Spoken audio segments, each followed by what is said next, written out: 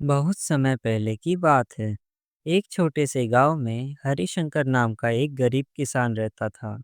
उसके पास एक छोटा सा खेत था, लेकिन जमीन बंजर हो चुकी थी। बारिश नहीं होती थी और खेतों में भी कुछ नहीं उगता था। फिर भी हरिशंकर मेहनत करता रहा, उम्मीद नहीं छोड़ी। एक दिन हरिशंकर को अपने दादाजी की पुरानी डायरी मिली। उसमें लिखा था, जहाँ मेहनत और सच्चाई के बीज बोए जाते हैं, वहाँ ईमान का खजाना जरूर उगता है। उसके साथ खेत के एक छोटे से कोने का भी जिक्र था। पुराना पीपल जहाँ था, वही है धरती का वरदान। किसान को शक हुआ। हरिशंकर ने उस जगह खुदाई शुरू की, लेकिन वहाँ कुछ नहीं मिला। गांव वाले उसका मजाक उड़ाने लगे। उन्होंने कहा, पगला गया है ये, कौन सा खजाना खेत में उगता है। लेकिन किसान ने हार नहीं मानी।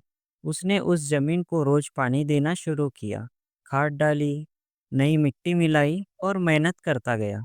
कुछ ही हफ्तों में उस बंजर जमीन पर अनोखे पौधे उगने लगे, सुनहरी बालियों वाले गेहूं जैसे। गांव वाले हैरान थे। और फिर एक दिन एक व्यापारी वहां से गुजरा। उसने देखा कि हरिशंकर के खेत में जो फसल उगी है, वो खास किस्म की औषधीय जड़ी बूटी है, जिसका नाम है सोनधन। उसकी अंतर्राष्ट्रीय बाजार में बहुत मांग है। व्यापारी ने कहा, ये तो करोड़ों का खजाना है, मैं सारी फसल खरीदने को तैयार हूँ।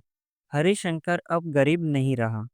उसकी मेहनत और विश्वास ने बंजर जमीन में खजाना उगा दिया।